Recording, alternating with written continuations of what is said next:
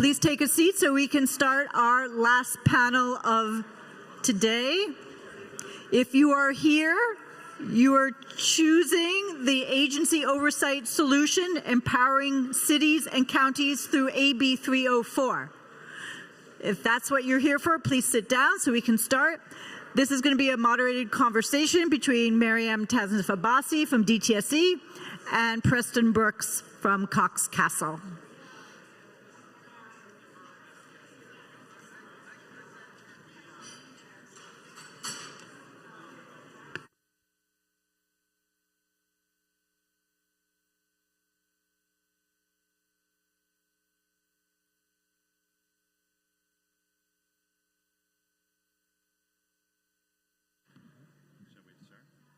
Mic's on. Yep. Mic's on. Okay. Welcome, everybody. They are promising to shut the doors so that we can have it nice and quiet in here. So welcome, everybody. I would do some quick introductions, but I think everyone knows my famous co-star, Maryam Tasnif-Abbasi. I'm sorry, co-presenter. Thank you. But she runs she's the manager of the Brownfield program at DTSC. And I am the much less well-known environmental attorney, Preston Brooks at Cox Castle. But I'm just happy to be sharing the limelight with you today, Miriam. So this topic is the agency oversight solution, empowering cities and counties through AB 304, which is actually, I will admit, a law that I knew very little about before Miriam made me go back and read it all. And so let me just kind of set the stage to get us going here. We're talking about investigation and cleanup, and really the context is property that has been identified for purchase and or development, but which has some real or suspected contamination issues. And let's talk for a second about the thought process that a typical developer or buyer would go through when looking at such a site. What are their considerations? Well, first and foremost, and usually it is foremost, is the schedule. What's the work that needs to be done, and can it be done before development occurs, before acquisition occurs, or would it have to be done in connection with development, integrated with development, which can be done but is harder? And how will that schedule be impacted by agency oversight considerations as well, who will be driving a lot of the investigation and cleanup work if there is an agency oversight process involved? And then, of course, there's cost. That's always a factor, not just the cost of having to perform the investigation and cleanup work, but the agency oversight costs, which are not small these days, and also the cost of the activities that will be driven by the agencies. That's factored in the mix. And then there's the transaction context. Who are the third parties involved in this transaction? Is it just a buyer by themselves, or will there be an institutional investor? They're going to want to see a no further action letter or NFA. Is there a lender? Typically the same requirement. Is it an SBA loan? Check. And is the goal of this process to obtain an NFA?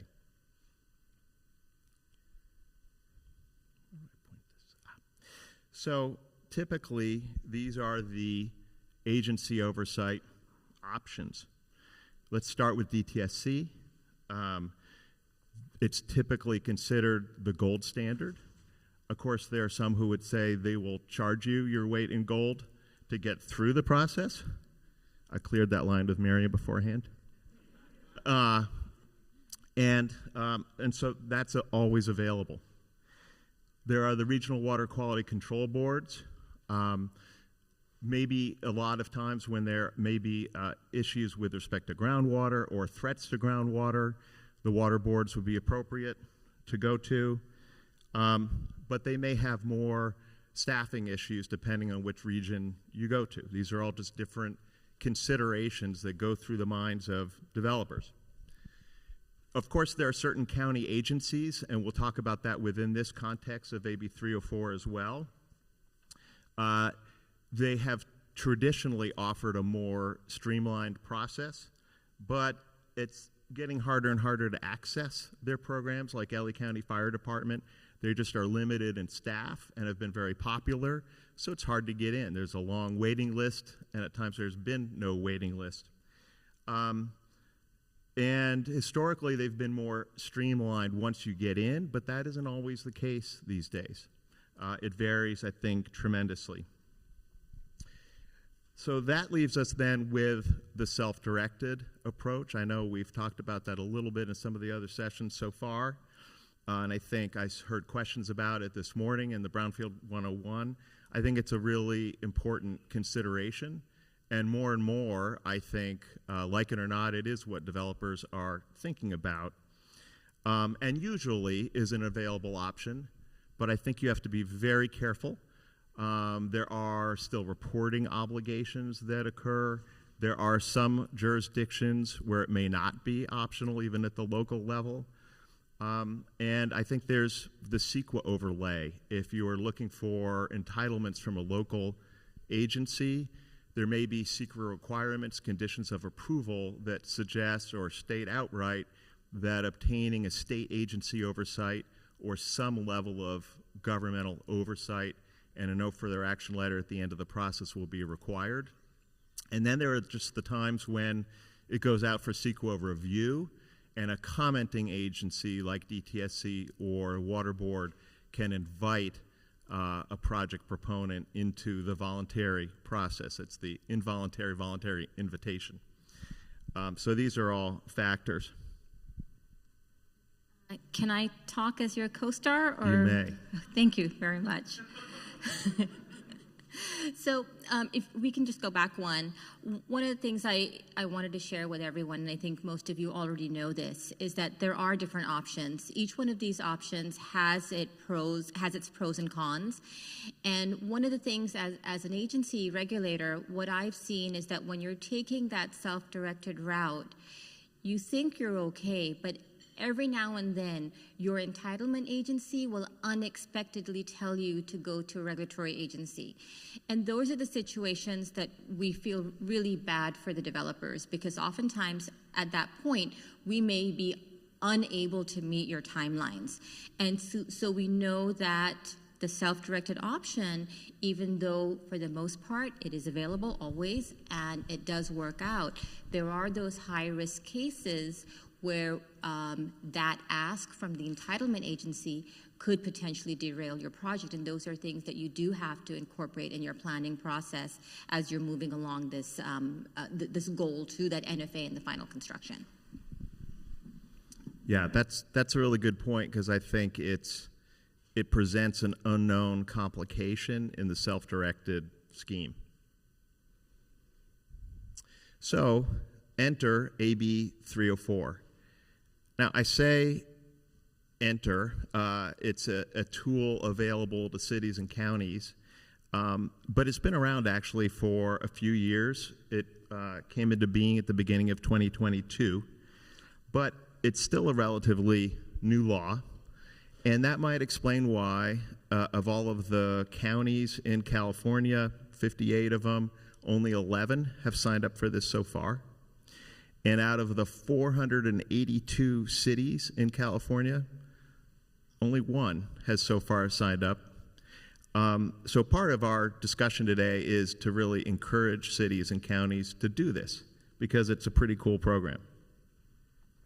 So it allows agencies, local agencies, cities and counties, to oversee environmental activities in their jurisdictions as local agencies.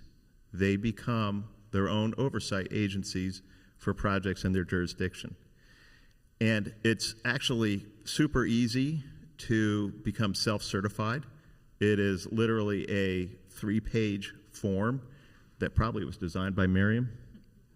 No. But it is an easy form to complete and submit. And we'll get into the details of that a little bit later on, what goes in that form to allow you to get self-certified.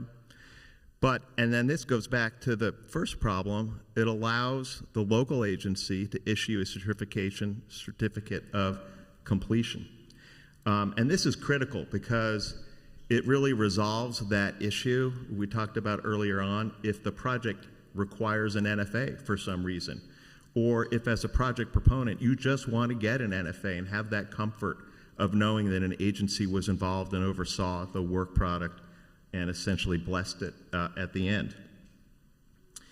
So I view it as a bit of a tweener in some sense between self-directed and full agency oversight at the state level. It's a local agency oversight. And so presumably that's a little less process, or maybe substantially less process than is involved at the state level, but at least it's not fully self-directed and you have somebody using their judgment applied to the cleanup as you go. And so I'm going to walk you through the process. So if you are a city or if you're a county and you're interested in becoming a regulatory agency, we refer to these as local agencies, then this is the process that you have to go through, and it is relatively simple. So the first thing you probably need to do is identify what sorts of sites in your jurisdiction could benefit from local oversight and more focused oversight. So you may already have a brownfields inventory. There may be sites on a priority list for redevelopment and reuse that you have done phase ones for. You can always do searches on GeoTracker or EnviroStore. You can call us up at DTSC, and I'm sure the Water Board as well, where we can pull data for you if that is something that you're interested in. So I would say that if you're going about and looking at this process, that's probably the first step. I know many of you in this room have grants from EPA, the community-wide assessment grants. So you might already have started this process and identified sites. There could be sites that you're already working on in some degree or some fashion, and so that's the first step. The second step is that in order to achieve the certification, self-certification through this process, you have to work under the authority of a county health officer, a city health officer, or someone who has been granted that authority. So that is something that is required in statute, and that I think is one of the things that I'm not sure, is it fairly common, Preston, as far as you know, to have the local health officers already as part of city-county structure? It's whoever city council designates as the local officer. So in my view, it could be the county or city dog catcher, and they just need to be so designated. I'm kidding, but there are no specific requirements called out for in the statute for what the background or capabilities of that person has to be. Okay, don't listen to Preston about the dog catcher part. Just want to make sure you guys know that. The other thing, this is the one that I think we get a lot of questions about. It also is statutorily required that there has to be, the work is conducted under a licensed professional. This can be a professional engineer or a professional geologist, and it doesn't have to be someone who's on city staff. This can be somebody who's contracted. A lot of the cities do have contracts, and that contract engineer or geologist could serve in this capacity. Can I just underscore that point? You and I have talked about this a little bit before, but I think for certain cities or even towns, they can go through this process, but it may be a little bit daunting to them to think, well, do I need to hire a whole staff of geologists to do this work?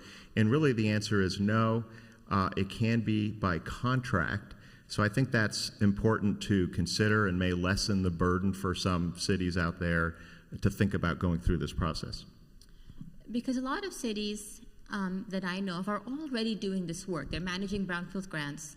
They're managing investigation and cleanup projects. They're looking at phase 1s and phase 2s, all part of the larger, reuse and entitlement process. So a lot of that work is already happening, and you may already be working with, with a consultant, who's kind of helping you out.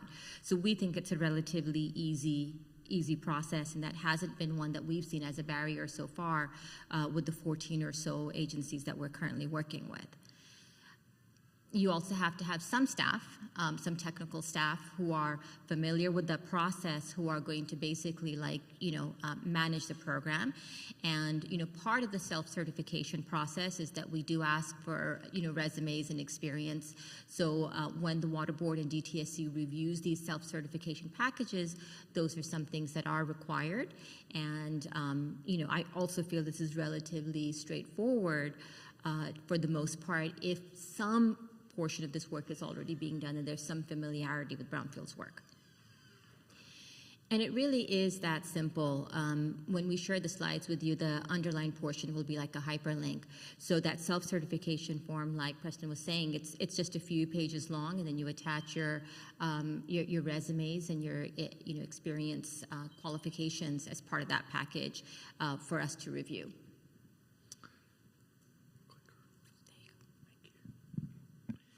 So, oh, that's you. Here, I can't give it back to you. It's like I feel like I jumped the gun. I jumped the slide. You're being such a diva. It's really what's For happening once, it's me. here.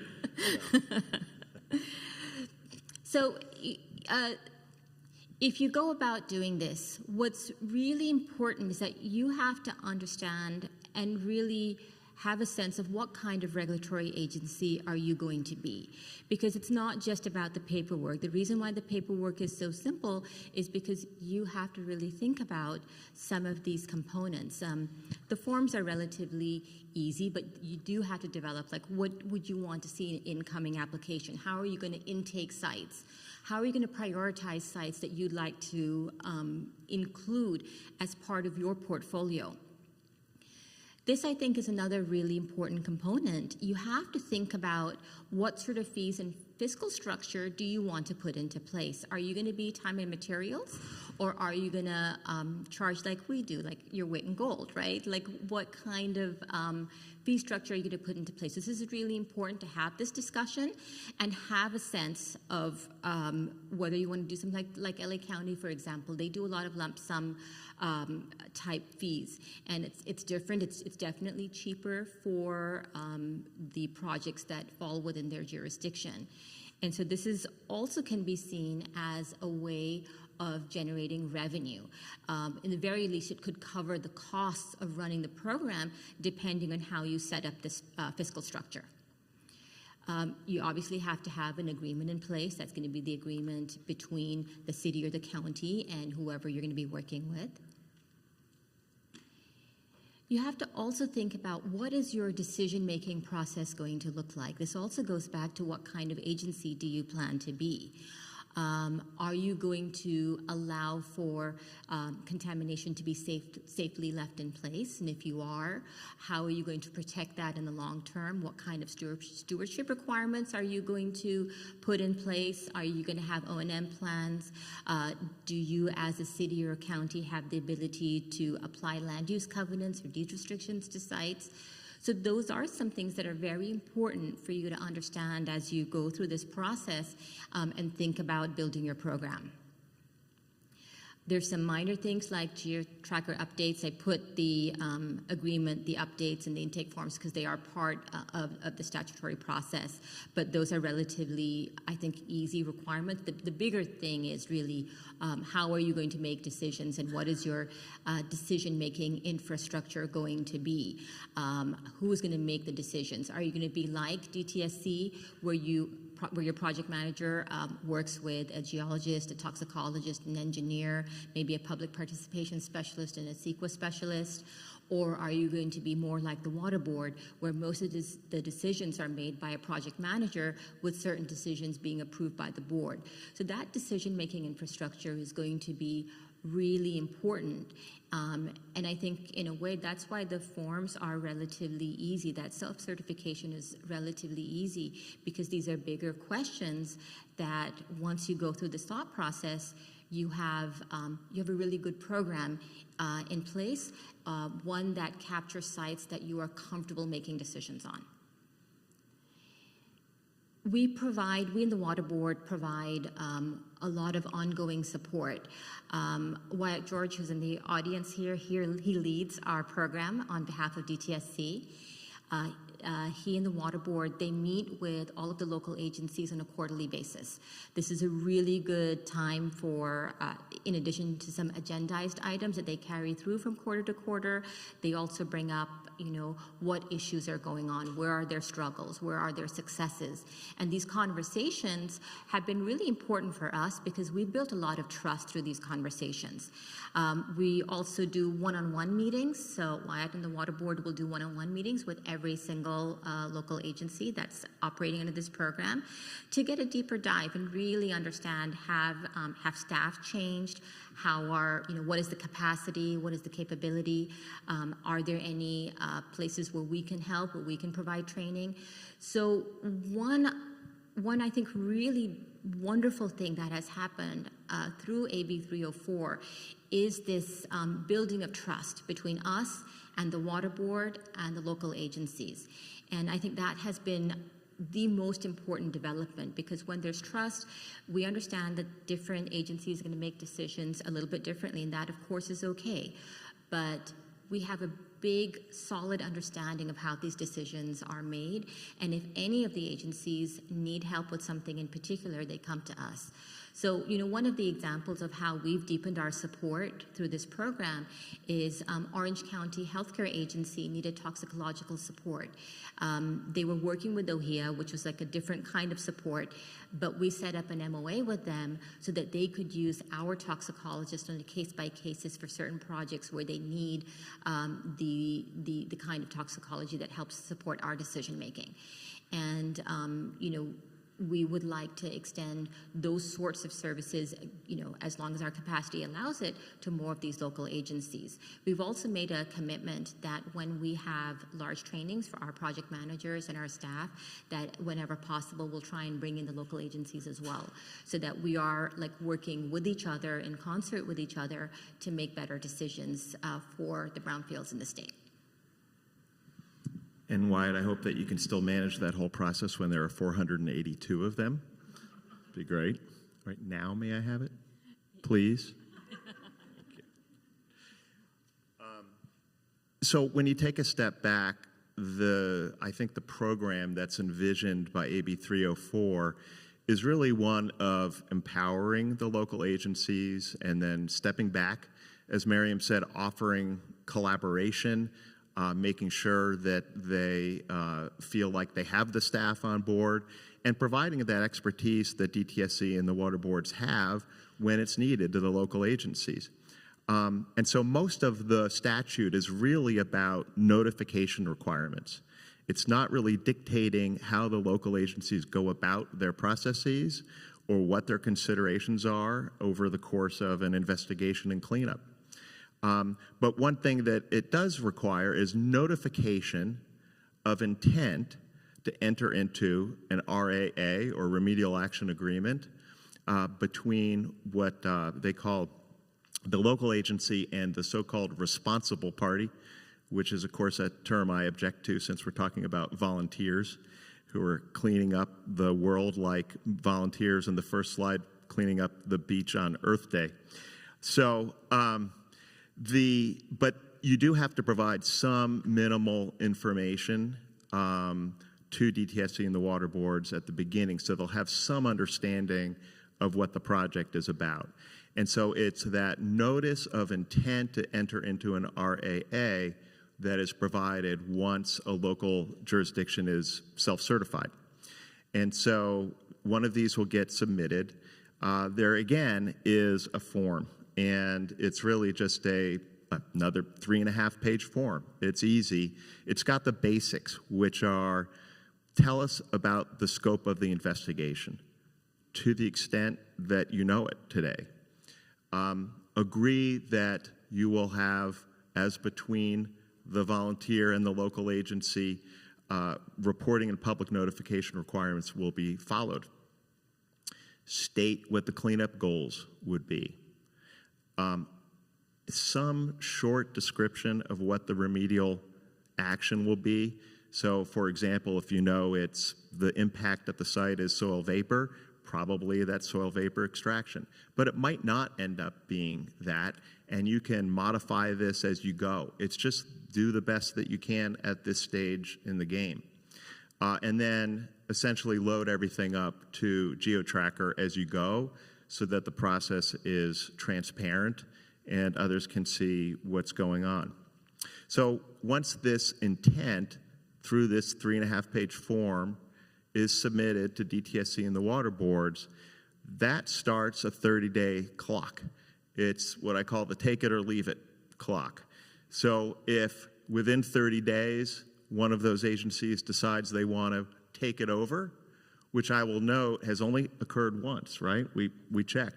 It's only occurred once out of 100 of these submissions, so that's a pretty good track record.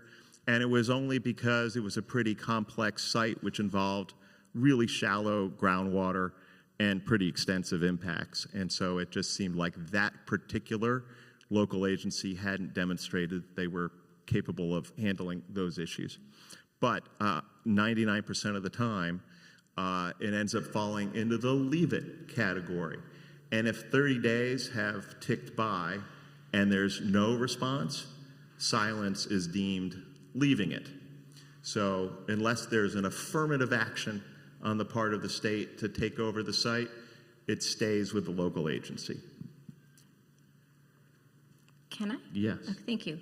So, from speaking to Wyatt, who manages our program, we are reviewing all of these notifications. So it's not a situation where we're getting notifications and we're ignoring them. We go through them every single time. We really feel that because of the infrastructure that we've created before even getting these notifications, we're really comfortable with the local agencies taking these kinds of sites.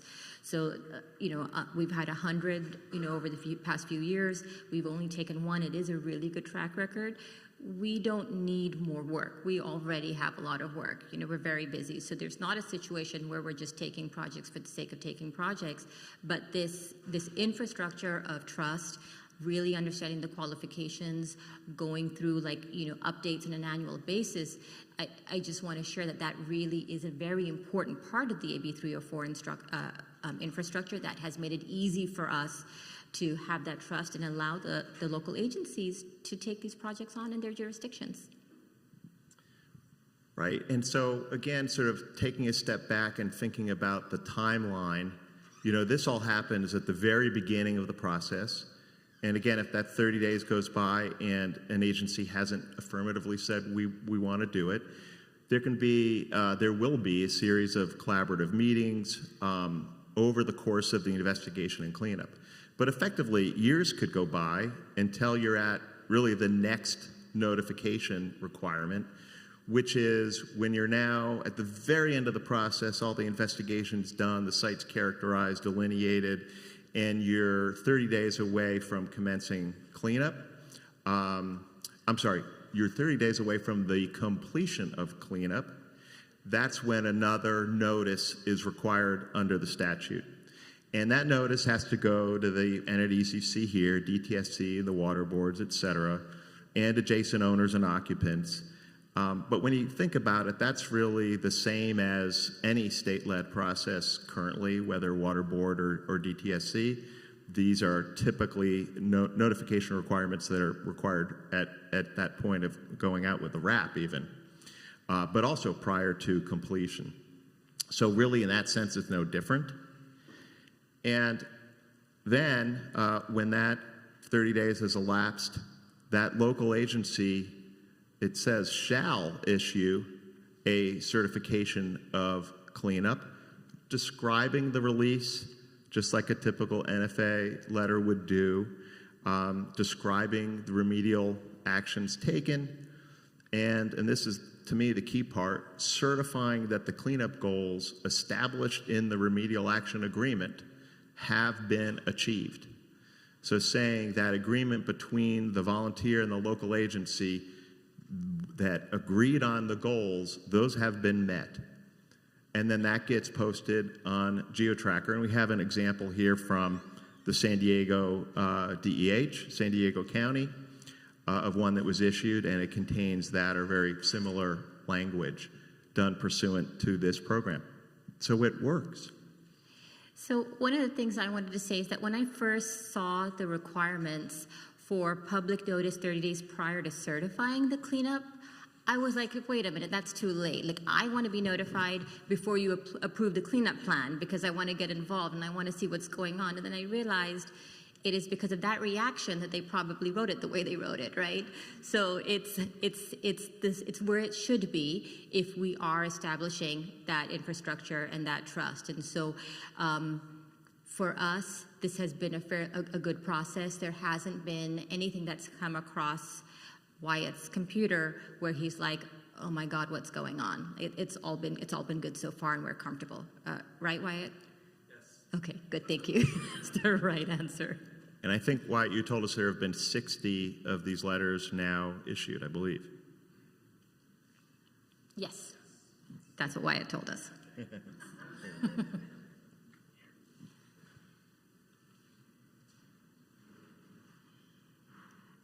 Okay, so why did you choose this really ominous-looking picture for this slide? I mean, if the shoe fits.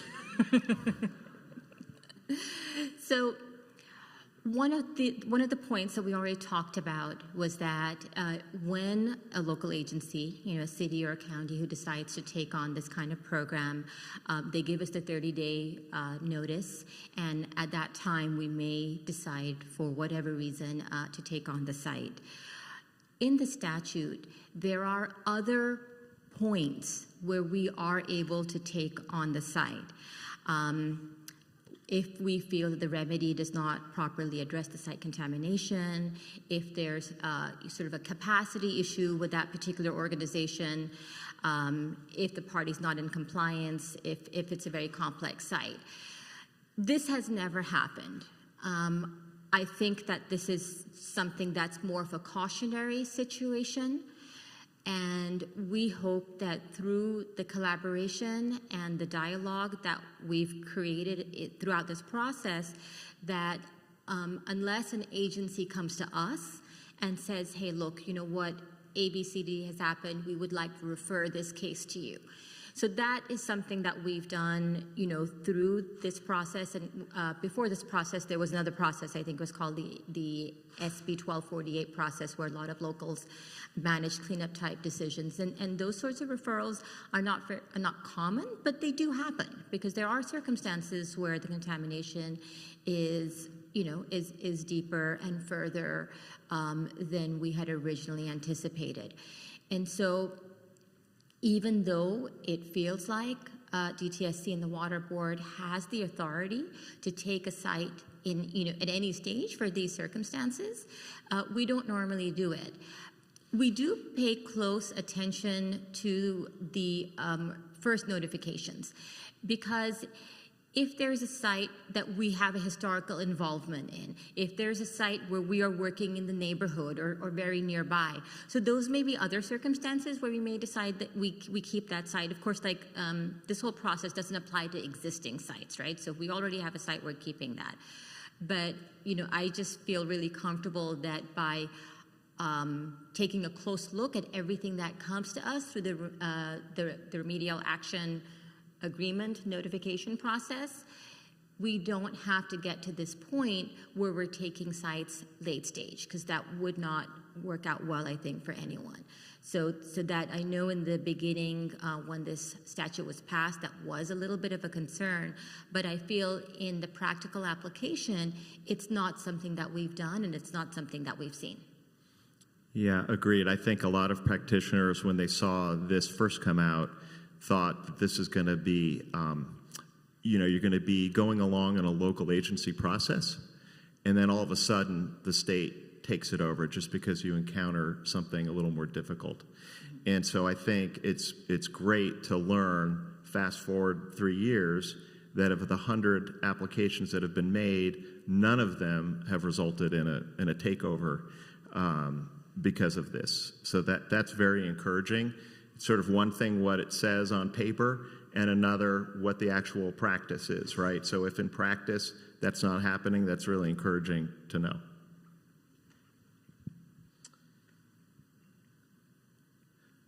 Well, we're kind of on our last slide, so we're all that stands between you and happy hour at this point.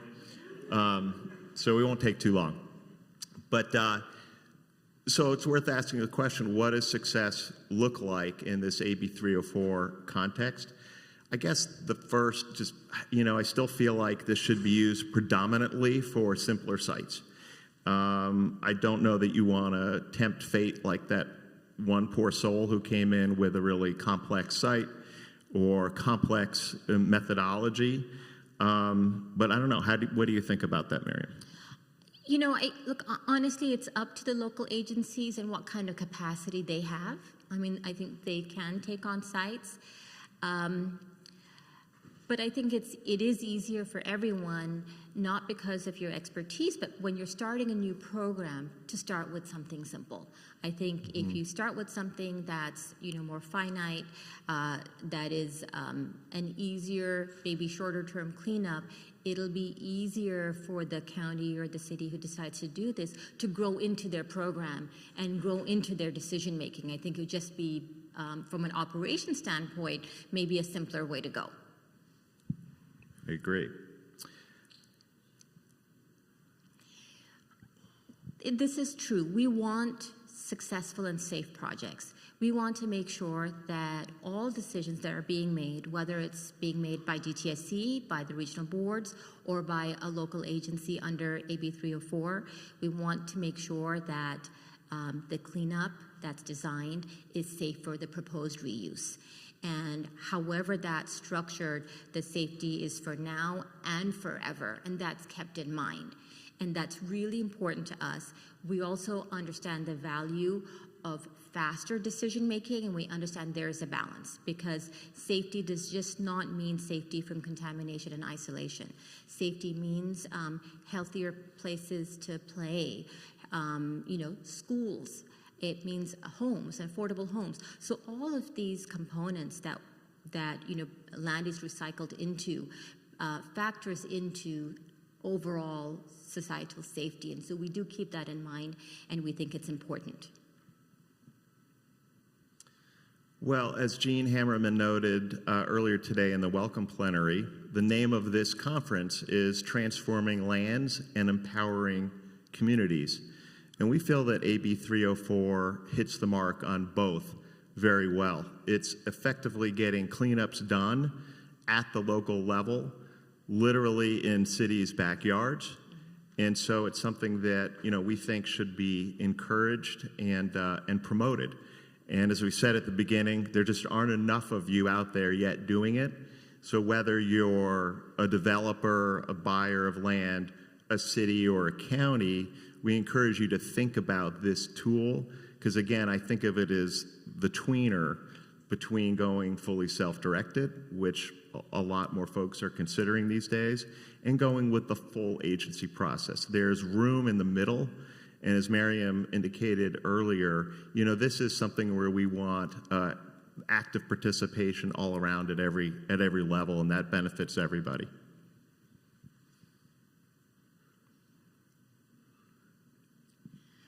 Okay, so I have to ask this question. How many people in the room have read Abundance by Ezra Klein and Derek Thompson? Okay. Jean, I know you read it. That's not enough. That's an unacceptable answer. Okay, how many people, like Preston, have cheated and just done books on tape? Who reads anymore? Yeah. Okay, so you heard it as opposed to reading it? So it does count. So I will ask every one of you, if you haven't read it, please go read it or listen to it. Ezra Klein and Derek Thomas both, like, they did the podcast circuit, so you can probably find them on Spotify somewhere. They really talked about the state of California and, you know, regulatory decision making. There's a whole chapter on CEQA. There's several chapters that touch on affordable homes and how difficult it is to produce affordable housing in California. One of the solutions was creating an abundance. Like, if you create abundance of the thing that is a bottleneck, is that going to solve problems? And, you know, we don't know the answer to that, but I do think by creating an abundance in regulatory oversight and regulatory management, some of the bottlenecks that do occur between us and the local agencies and between the water board, perhaps that is a solution, that we have a regulatory structure to be able to solve. If more cities and counties want to do this, they can, and they can maybe have a little bit more control on the timelines of the projects that are happening in their jurisdictions. There's a lot of conversation right now, especially from the governor's office, you know, in terms of what can we do to create more affordable housing. And I know I always get this wrong. Is it SB 131 and AB 132? I think it's AB 130 and SB 131. Okay. Right? Okay. Well, so hopefully someone, yes? I got a thumbs up from Mr. Doty. Okay. So whatever Preston said was correct. And can you talk a little bit about what those are and the CEQA exemptions that are related to them?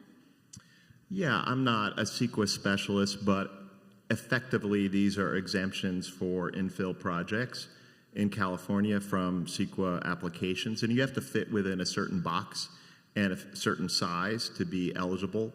But one of the things that it does is it allows for a cleanup program within it. So if there's a site that comes back with a phase 1 environmental site assessment, and that's a required component, and there are RECs and recognized environmental conditions, then the project proponent has to address those RECs through a PEA, a preliminary endangerment assessment. What is interesting about both of those statutes is they do not then go on to say that agency oversight is required. So I think most practitioners are looking at it as there's the potential for self-directed cleanup work to take place there. But I think some of those same CEQA practitioners would advise that it might make the exemption more solid if you had some agency oversight. This is probably going to be challenged at some point in some projects. And so to the extent that there is either a state agency involved or there is an AB 304 local agency involved, that would buttress the claim to that exemption or those exemptions. This is very preliminary thinking. These laws just passed recently, but that's what the CEQA practitioners are telling us. And so to me, it's the idea of that's one way to streamline the process. And if we have more cities, counties who are kind of leaning into some of these newer developments from a statutory perspective, it could help overall with the kind of work we're all trying to accomplish in the end. Okay. Well, that's it. We're at the Q&A stage. So anybody have any questions for us? Mr. Doty. Yeah.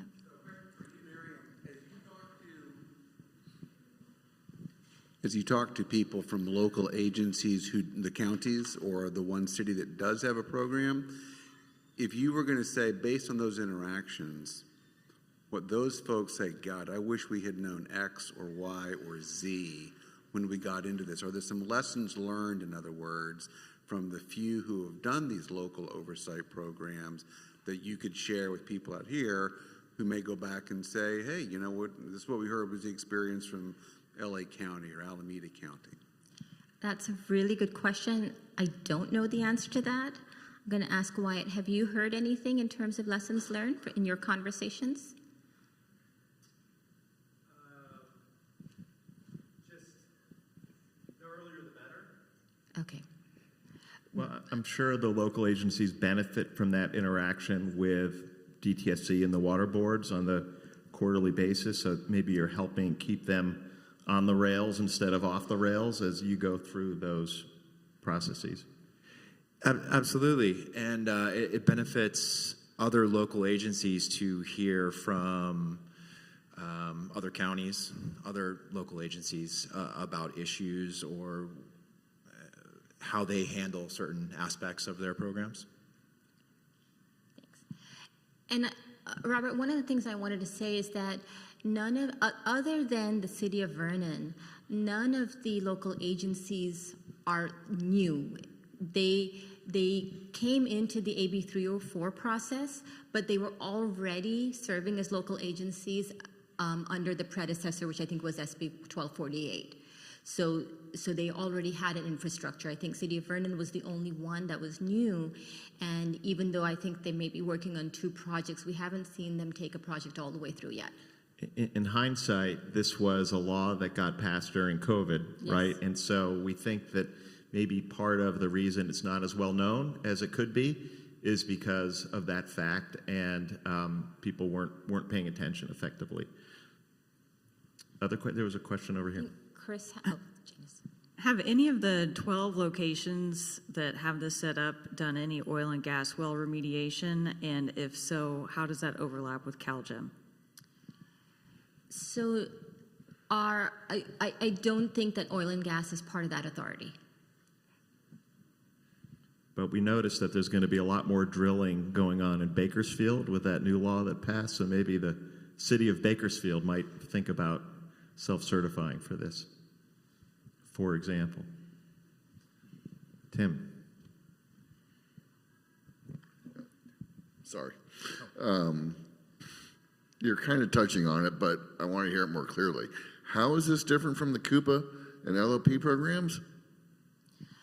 Okay, so that's a really good question. CUPA authority is different authority.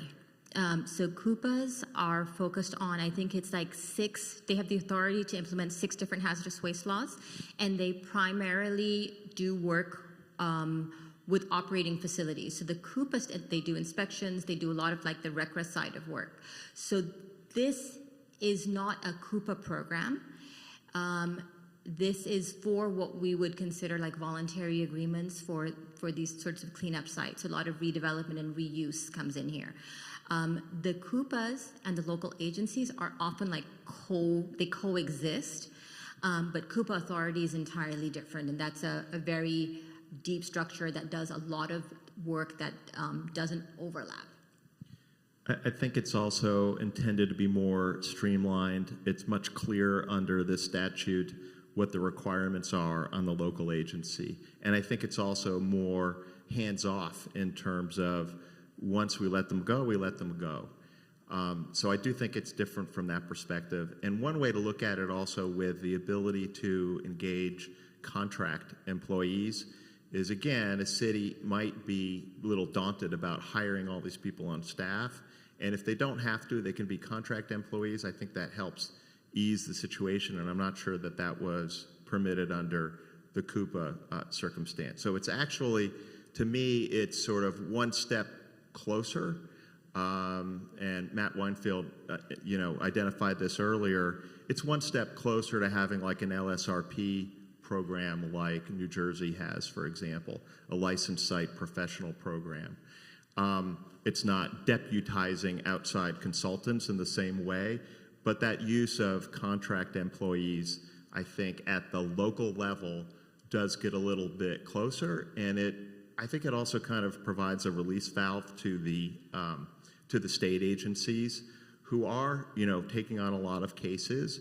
I do think it's taking longer in general to get through the processes with both of those state agencies. So this ought to, if employed more often, I think help provide a little bit of relief there. And I'll say, for example, if you look at the city of Vernon, they don't have CUPA authority. The only authority they've taken on is this local agency authority under AB 304. So, Miriam, my question to you is a little different, and you touched on it a little. How many agencies are under AB 304 compared to the local oversight that was done under 1248? Again, for corrective action oversight versus CUPA authority? So 1248 actually had the same authority that AB 304 does, and hopefully none of the lawyers in the room know more about this than I do. If you do, speak up. But what had happened under 1248 is that DTSC and the Water Board is that we had lost track of who was doing that work. And so we would get together, in conferences and have discussions, and even though there was because 1248 was passed in 1997, and the infrastructure of notifying us of work just had obliterated. No one was following up. And so I think the Water Board in particular really pushed for AB 304 because we couldn't find any other way to figure out who was doing the work. So it just sort of, I think, the agencies that were active just got into the AB 304 process and were grandfathered in. And so once again, this is the local agency under AB 304 does like voluntary agreements. There are other CUPAs that do the corrective action work, and I believe there's the LOPs that do UST work, which is a different authority. So the UST authority is different than this authority. I apologize. I just wanted to make sure I understand. You said there were about 11 under AB 304? 14 total. 14? I'm sorry. And Vernon was the only new one? I believe so, yes. So then those same agencies, about the same number, were providing voluntary oversight before? Yes. It's just a new program where you guys are in better communication. Right. And so those were the agencies that were really active previously, and so it was very easy for us to connect with them and say, because they were keeping up the notifications and we knew the work that they were doing. They were also kind of linked because all of these counties had CUPA authority as well, which is separate, but it was a forum for us to have discussion. And so we knew who they were.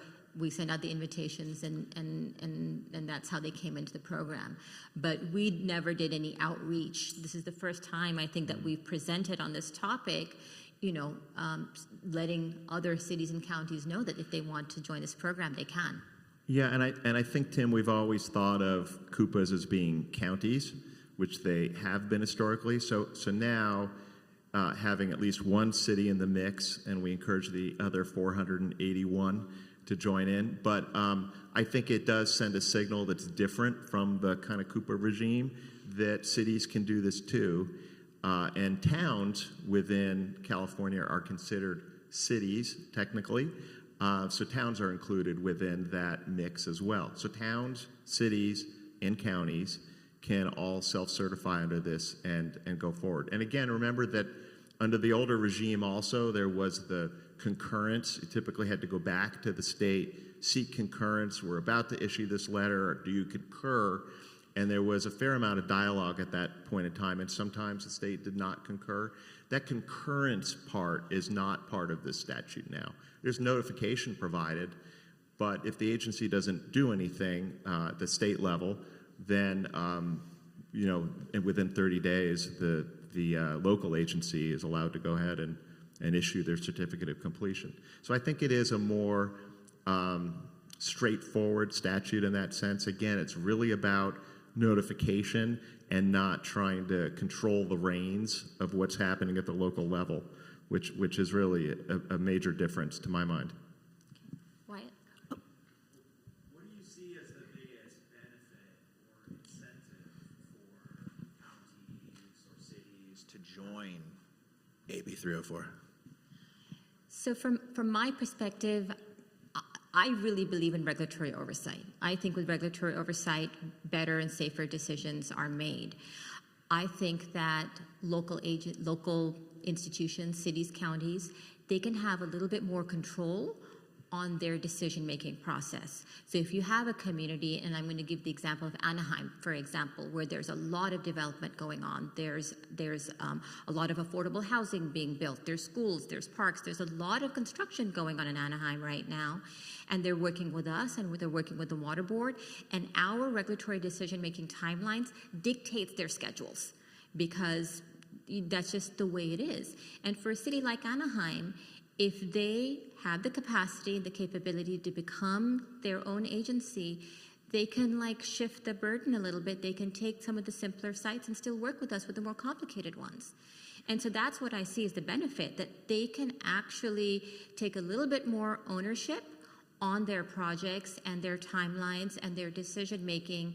And these boxes, I know that Wyatt, you've been in that situation several times where we get these LIHTC funded projects late in the game, and all of a sudden we have to be the ones to really ramp up our decision making. Otherwise, they lose their funding. And I just don't want to be in that position anymore. But we are really busy. We have a lot of work, and we have an infrastructure that takes time to make decisions. And I think that this would be one way to create abundance and allow for some faster decision making. Yeah, I just would add to that from the regulated community perspective. We hear more and more frequently than we ever used to in the past. Should we consider the self-directed route? I would say major companies, publicly traded companies, now asking that question, whereas 4 or 5 years ago, it was a no-brainer that they would always seek out state agency, federal agency oversight. So that question's just being asked more and more. It's being asked to folks like me and others and my colleagues.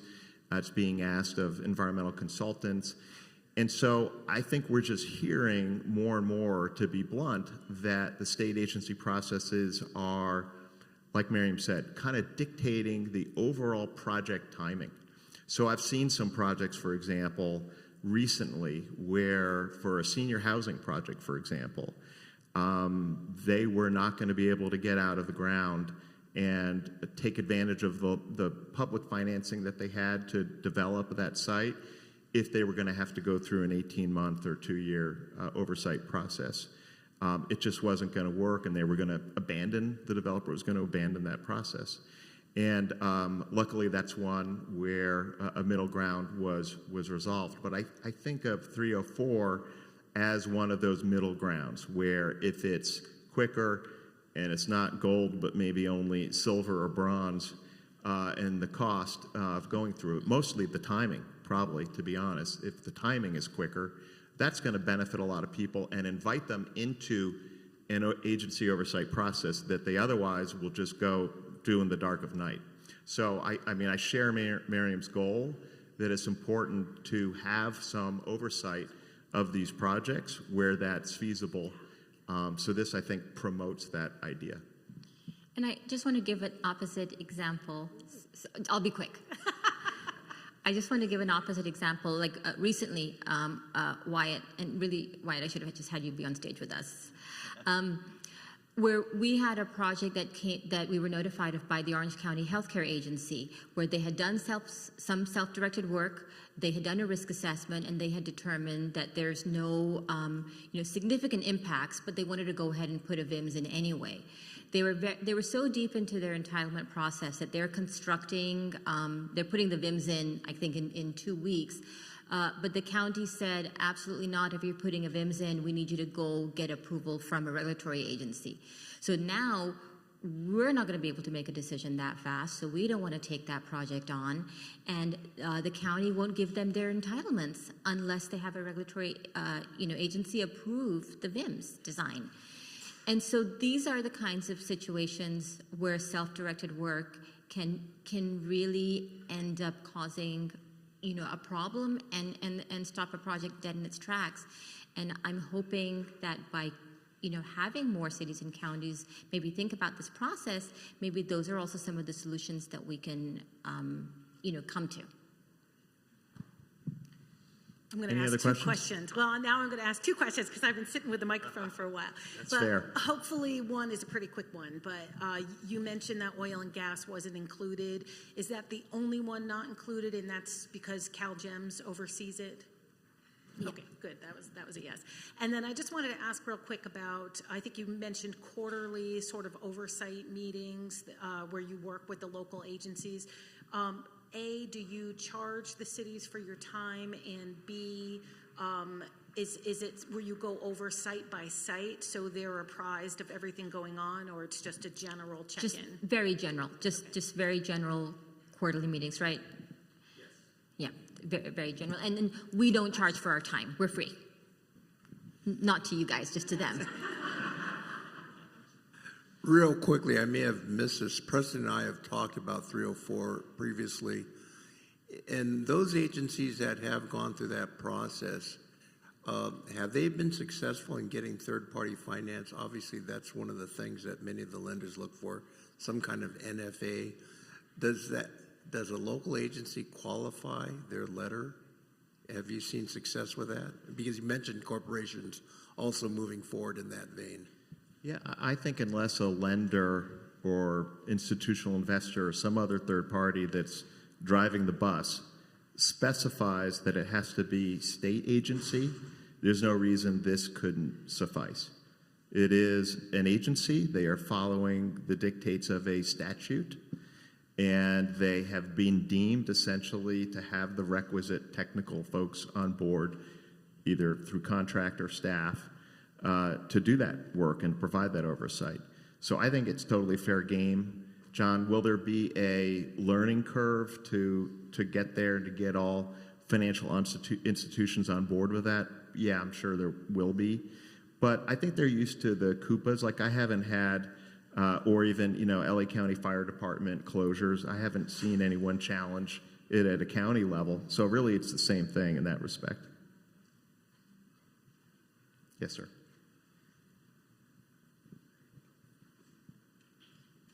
Okay, honestly, a new question.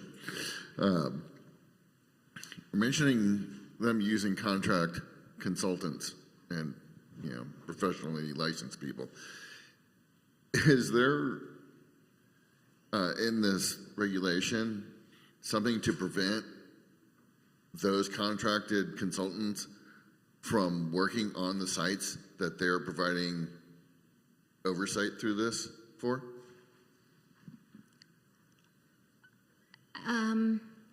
I don't know if it's in the regulation, but that's something that we would keep an eye out on. I think that's where we obviously wouldn't want those kinds of conflicts of interest to happen. Yeah. I don't think there's anything expressly in there, but when the initial self-certification is submitted to the state agencies, you have to provide all of the expertise of all of those parties and identify who they are with resumes. And so I think, the state agency would call that out at some point if they saw that the responsible party / volunteer is engaging those same folks. Yeah. Perry? Last question. With respect to a situation where you did engage an outside consultant to serve in that role, is there any limitation on their liability in serving in that role? Because anytime I've engaged a consultant, there's always this process of negotiating a limitation on their liability. But if they're going to rubber stamp and serve in that role, it seems like they could be opening themselves up to different liability. Yeah, I don't think that's addressed by the statute. I certainly wouldn't use the term rubber stamp. I mean, I think that they would be engaged by the city to perform certain work, and maybe it even would be through an RFP process or something where they were validated and engaged. So I think that that's something for the consultant to think through in that role, or the contract employee, but I don't think it's really that different from any other sort of oversight agency. But it doesn't say, for example, if you're saying, is there some sort of immunity that they get? I'm not aware of that. And with that, we're going to draw this to a close. I really had my doubts that you could talk about AB 304 for over an hour. We have gone over time. So obviously what you had to say was very compelling and has given us a lot to think about. So I want to thank Miriam and Preston for... Thank you. I have 3 quick announcements, so just listen up for a moment. We did not all bring our appetites for lunch. We have 4 trays of surplus food available. We went out and bought containers, so if you live locally or don't have dinner plans, please go take some of the food and take it home and share it with your families. So not sure what the disposition of that will be if you don't take it, so please do. Right now, we have our networking from 5 to 6:30. It's a cash bar and hors d'oeuvres. Great time to mingle and get to know each other. And lastly, for tomorrow, Wednesday, it's full day of our conference. Breakfast will start here at 8 a.m. And our keynote speaker, Jennifer Gray Thompson from After the Fires, will start speaking at 8:45 a.m. So look forward to seeing you in the atrium.